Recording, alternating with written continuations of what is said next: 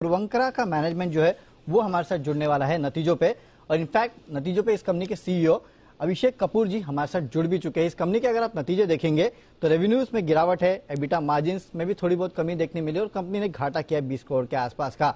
तो इन नतीजों पे बात करते हैं अभिषेक कपूर जी से। कपूर साहब, गुड मॉर्निंग, बहुत बहुत स्वागत है आपका जी बिजनेस पे और शुक्रिया हमारे लिए वक्त निकालने के लिए। मैं आपके कंपनी के नतीजे देख रहा था तो थोड़ी बहुत मायूसी है आपके कंपनी के नतीजों पे। रेवेन्यूज गिरे हैं, मार्जिन्स में गिरावट है, मुनाफा इनफैक्ट लॉस किया है कंपनी ने। क्या कारण है सर इस वीकनेस का? गुड मॉर्निंग और शुक्रिया शो पे बुलाने के लिए वरुण। देखिए, ये लास्ट क्वार्टर का खाली आप रिजल्ट बात कर रहे हैं। अगर आप पूरे साल का रिजल्ट देखें तो 146 करोड़ का मुनाफा है कंपनी को। और लास्ट क्वार्टर का जो रिजल्ट है, आप अगर रेवेन्यू रिकग्निशन समझे अकाउंटिंग स्टैंडर्ड्स के हिसाब से, वो होता है आपने कितनी डिलीवरी की उसके बेसिस पे। और कोविड के चलते पिछले 2 साल में डिलीवरी में काफी डिसरप्शन और इम्पैक्ट रहा है। लेकिन अगर आप हमारा सेल्स नंबर देखें, लास्ट ईयर हमारा सेल्स ग्रोथ हुआ है, 2400 करोड़ का सेल्स हुआ है 2200 करोड़ के सामने, जो पिछले साल था उसके पिछले साल था।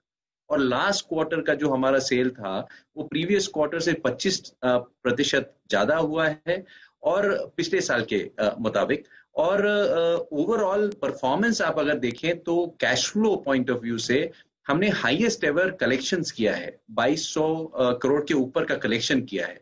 और ऑपरेटिंग आउटफ्लो 1300 करोड़ के ऊपर किया है। तो हमारे ऑपरेशंस बैक ऑन ट्रैक हैं और हमारा कलेक्शंस हाईएस्ट एवर रहा है, सेल्स हाईएस्ट एवर रहा है।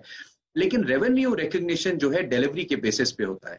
तो उसमें लास्ट क्वार्टर में क्योंकि डिलीवरी कम थी, इसलिए डिलीवरी के हिसाब से प्रॉफिट्स कम दिखाई दिए। और दूसरी चीज जो हुई वो हमने न्यू लॉन्चेस किए, और न्यू लॉन्चेस में जो खर्चे होते हैं वो आपको उसी क्वार्टर में रिकॉग्नाइज करते हैं और आप रेवेन्यू नहीं रिकॉग्नाइज कर सकते। तो वो दिखता है ऐसा जैसे नुकसान है, लेकिन अगर आप हमारा बिजनेस देखें पर से, विच इज सेल्स, आप देखिए हमारा ऑपरेटिंग कैश फ्लोज, हमारा इनफ्लोज, तो cash flow wise extremely positive. In fact 453 crore का हमने रिडक्शन किया है डेट का।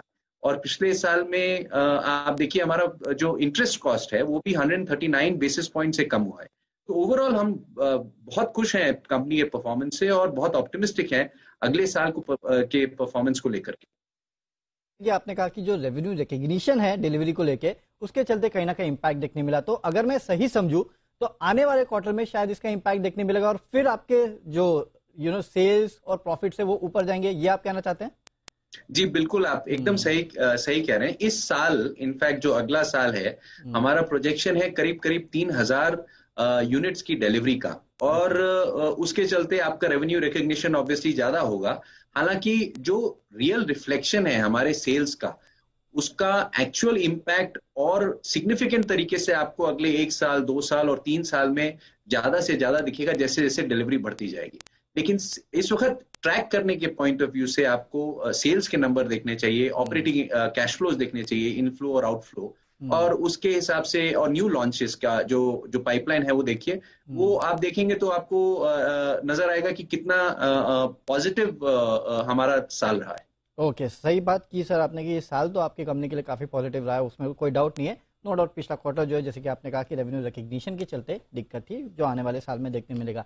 लेकिन सर 2-3 दिक्कतें हैं जो मुझे इस साल के लिए समझ में आती है। एक तो इंटरेस्ट रेट्स, अब वो बढ़ते जा रहे हैं, क्या इसका कोई भी इम्पैक्ट रियल एस्टेट के ओवरऑल सेल्स पे नहीं पड़ेगा? दूसरा सर, हमने कोविड के समय पे देखा था कि काफी सारे स्टेट गवर्नमेंट्स ने अपने जो स्टैम्प ड्यूटी रजिस्ट्रेशन कॉस्ट है उनको कम कर दिया था, वहां वेवर दिए थे, उसके चलते कहीं ना कहीं बूस्ट मिला था। अब इस साल तो वो होने वाला नहीं है, क्या इनका इंपैक्ट सेल्स पे नहीं पड़ेगा और सेल्स जस के तस रहेंगे या फिर बढ़ेंगे? देखिए, इसमें 2-3 चीजें हैं। एक तो जनरल एनवायरनमेंट अगर आप देखें, इकोनॉमिक कंडीशंस देखें, उसमें काफी पॉजिटिविटी है आज की डेट में। प्राइवेट इन्वेस्टमेंट्स वापस आ रहे हैं कंट्री में। एम्प्लॉयमेंट जनरेशन आप देखिए, स्पेशली इन आईटी सेक्टर, पिछली रिपोर्ट जो फर्स्ट क्वार्टर इस कैलेंडर ईयर की थी उसमें 70,000 न्यू जॉब्स क्रिएट हुए हैं, सैलरी इंक्रीमेंट्स हुए हैं।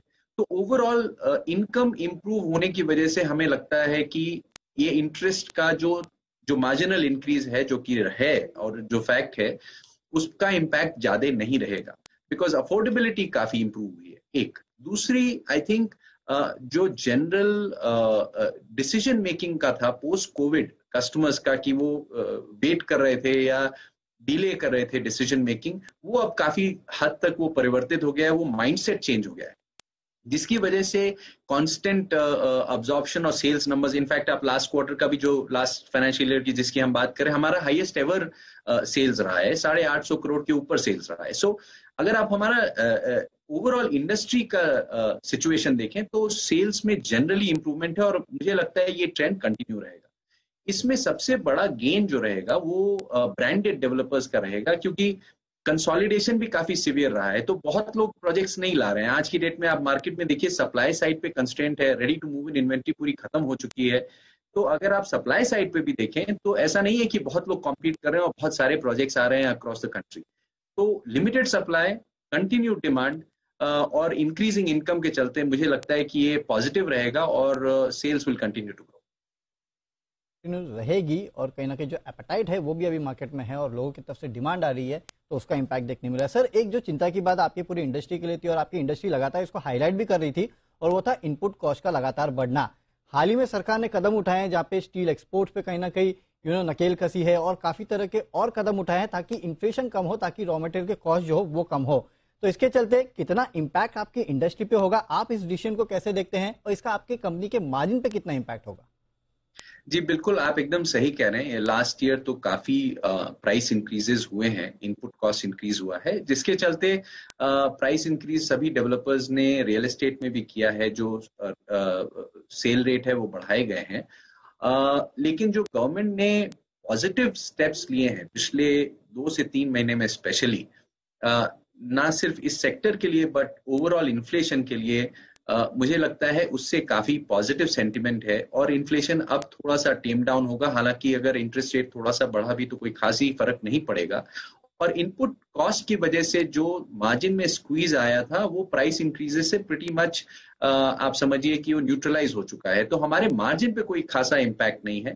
इनफैक्ट हमारे न्यू लॉन्चेस में हमारे लिए काफी एडवांटेज है, बिकॉज हमारे कमिटेड सेल्स पुराने प्राइसेस पे कम है। फॉर्चुनेटली हमारी कंपनी के लिए लास्ट 2 से 3 साल में हमने काफी ready to move in inventory निकाली है, जिसकी वजह से हमारे जो सारे नए प्रोजेक्ट्स हैं वो नए प्राइस पॉइंट पे शुरू हो रहे हैं, जिसमें हम आज की प्राइसिंग फैक्टर इन कर रहे हैं। तो ओवरऑल कंपनी के पॉइंट ऑफ व्यू से आई थिंक कोई खासा इम्पैक्ट नहीं रहेगा, इनफैक्ट पॉजिटिव ही है, क्योंकि सप्लाई साइड काफी कम है, तो अप्रिसिएशन मिला है कस्टमर्स को। और ऑनगोइंग बेसिस पे मुझे लगता है कि अब इन्फ्लेशनरी प्रेशर थोड़ा सा टेम डाउन होगा गवर्नमेंट के इनिशिएटिव से, वो बहुत पॉजिटिव इम्पैक्ट रहेगा इकोनॉमी के लिए और जनरली हमारे सेक्टर के लिए फॉर श्योर। सरकार की तरफ से जो कदम उठाए गए हैं उसका इंडस्ट्री पे एक बहुत बड़ा इंपैक्ट होने वाला है, खासकर जो इन्फ्लेशनरी प्रेशर झेल रही थी इंडस्ट्री, वो काफी हद तक कम होगा। शुक्रिया कपूर साहब, आज हमारे साथ जुड़ने के लिए और आपके नतीजों पे और साथ ही साथ इंडस्ट्री पे बातचीत करने के लिए। तो ये थे पूर्वांका के मैनेजमेंट जो कि बताते हुए कि किस तरह के कंपनी के नतीजे आए और आगे किस तरह का इंपैक्ट आपको देखने में मिल सकता है।